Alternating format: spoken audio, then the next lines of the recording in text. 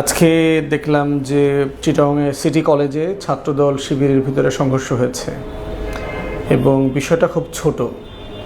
একটা দেয়াল লিখনে লেখা ছিল যে ছাত্র রাজনীতি এবং ছাত্রলীগ মুক্ত ক্যাম্পাস, এরকম। তো সেখানে ছাত্রদলের ছেলেরা সম্ভবত ছাত্র অংশটা কেটে গুপ্ত রাজনীতি, গুপ্ত শব্দটা লিখে দেয়। তো গুপ্ত রাজনীতি ও ছাত্রলীগ মুক্ত ক্যাম্পাস, এবং সেটা আলটিমেটলি মাননীয় প্রধানমন্ত্রী থেকে শুরু করে বিএনপির নেতারা কন্টিনিউয়াসলি গুপ্ত সুপ্ত বলে জামাত শিবিরকে রেগুলার ট্যাগ করছে, এবং শিবিরের ছেলেরা তখন এখানে রিয়াকশন করেছে। তো ধাওয়া পাল্টা ধাওয়া, ওখানে ক্লাস পরীক্ষা যেগুলো ছিল সেগুলো আজকে স্থগিত হয়ে গেছে। বাংলাদেশে প্রায় বলা হয় যে ছাত্র রাজনীতির নাকি গৌরবময় ইতিহাস আছে আমাদের।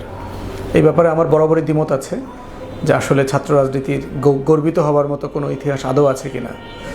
ছাত্র সংসদ কেন্দ্রিক বেশ কিছু আন্দোলন সংগ্রাম এই মাটিতে হয়েছে, কিন্তু সেগুলো খুব ভালো ফল নিয়ে আসছে সবসময় তা মনে হয়নি আর কি।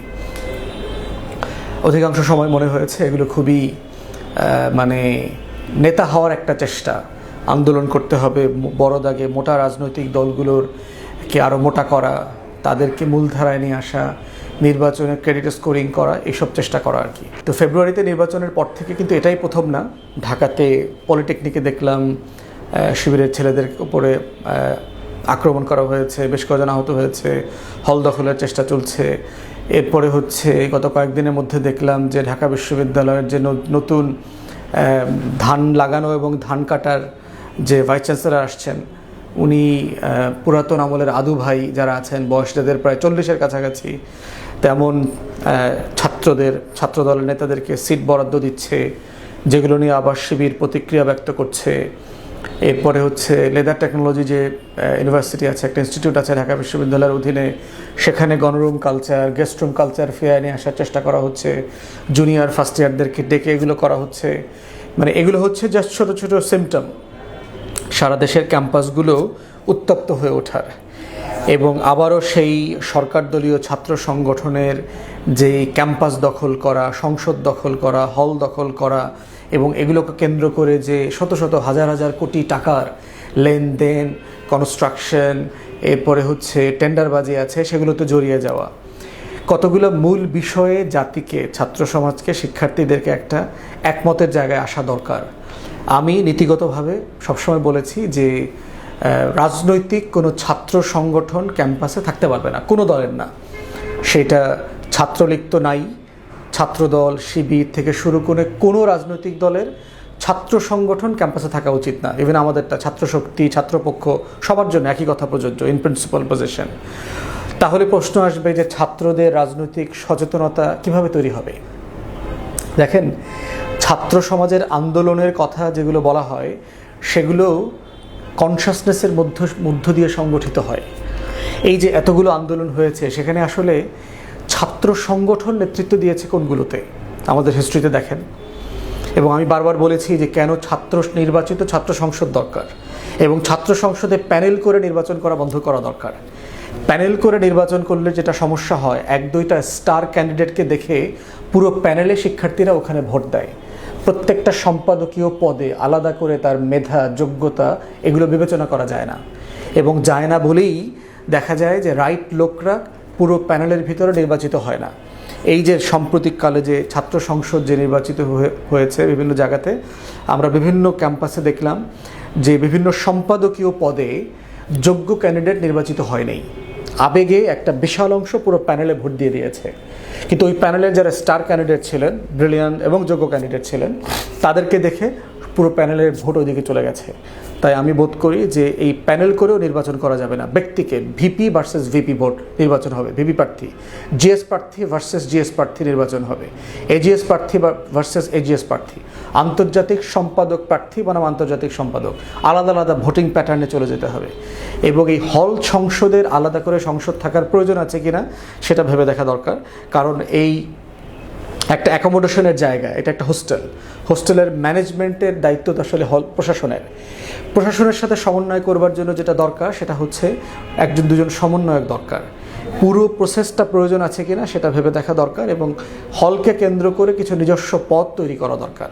যেটা কেন্দ্রীয় ছাত্র সংসদে প্রয়োজন, সেই একই পদ একই ফরম্যাটে হলের ডরমেটরিতে, হলস অফ রেসিডেন্সে প্রয়োজন আছে বলে আমি অনেকটা মনে করি না। তাহলে যেখান থেকে শুরু করছিলাম, যে ছাত্র রাজনৈতিক দলের শাখা সংগঠন হিসাবে কোনো ছাত্র রাজনৈতিক দল ক্যাম্পাসে থাকা উচিত না। এখন প্রশ্ন হচ্ছে, বাংলাদেশের কোনো রাজনৈতিক দল সেখানে একমত হবে কিনা। আমরা কিন্তু অতীতে দেখেছি চট্টগ্রামে, তারপরে হচ্ছে সিলেটে পার্টিকুলারলি, যে রাজনৈতিক দলগুলো একমত হয়ে ক্যাম্পাসে ছাত্র রাজনীতি স্থগিত করে দিয়েছিল, সাসপেন্ড করে দিয়েছিল। এবং এটার কারণে যেটা হয়েছে, ক্যাম্পাসে ভায়োলেন্স, মারামারি, কাটাকাটি বন্ধ ছিল। এবং গত 1.5-2 বছরে দেখেন ক্যাম্পাসে কোনো পলিটিক্স নাই।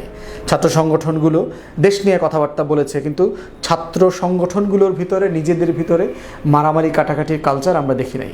কিন্তু এই জিনিসটা ফিরে আসবে বলে মনে হচ্ছে। কিন্তু এটাও মাথায় রাখতে হবে যে ক্যাম্পাসগুলোতে 24 পরবর্তী যেই স্বাধীন চেতা মনোভাব তৈরি হয়েছে ক্যাম্পাসে, যে 1টা 2টা 3টা ফার্স্ট ইয়ার এখানে চলে আসছে অলরেডি, যারা 24-এর আন্দোলনে অংশগ্রহণ করেছে তারা অলরেডি 3rd ইয়ারে পড়ে, নতুন 2টা ফার্স্ট ইয়ার আসছে, 2nd ইয়ার হয়ে গেছে।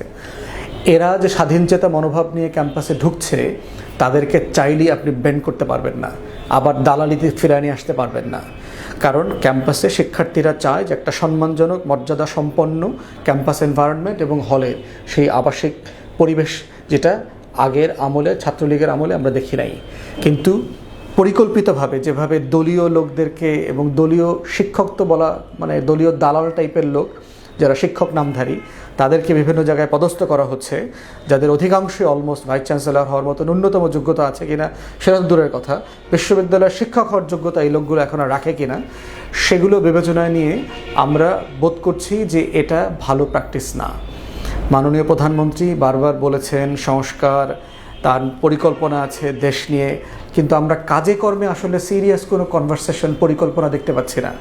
আমরা মনে করেছিলাম যে ওনার আই হ্যাভ এ প্ল্যান, এটার মধ্য দিয়ে উনি বিশ্ববিদ্যালয়ের সংস্কৃতি পরিবর্তন করবেন, কিন্তু সেখানে দেখলাম 8-10 জন ভাইস চ্যান্সেলর অ্যাপয়েন্ট করেছেন, অলমোস্ট সবাই ইনকম্পিটেন্ট, যারা ভাইস চ্যান্সেলর হওয়ার যোগ্য না, যাদের একমাত্র পরিচয় হচ্ছে তারা ধান লাগাইতে পারে এবং ধান কাটতে পারে। তো ভোটের আগে তারা ধান লাগাইছে, এখন তারা ধান কাটতেছে। দলের দলীয়পনা, দালালি, তারপরে নিজ দলের ছাত্র সংগঠনের ক্যাডার, গুন্ডা, বদমাইশদেরকে নিয়ে ক্যাম্পাসে মহড়া দেওয়া, সেগুলো করছে। এবং এগুলো খুব দুঃখজনক। এটা করলে যেটা হবে যে আপনি এই অল্প কিছু গুন্ডাদেরকে দিয়ে সারা বিশ্ববিদ্যালয়কে মুখোমুখি দাঁড় করাচ্ছেন, এবং এটা আলটিমেটলি অনিবার্যভাবে সংঘর্ষের দিকে এগোবে, এবং সেটা দেশের জন্য, কারোর জন্য ভালো হবে না। তাই আমরা আহ্বান করব ছাত্র সংগঠনগুলোকে নিজেদের মধ্যে বসেন। সিটি কলেজের প্রিন্সিপালের দায়িত্ব হচ্ছে ছাত্র সংগঠনের নেতৃবৃন্দকে ডাকা, কথা বলা এবং ক্যাম্পাসে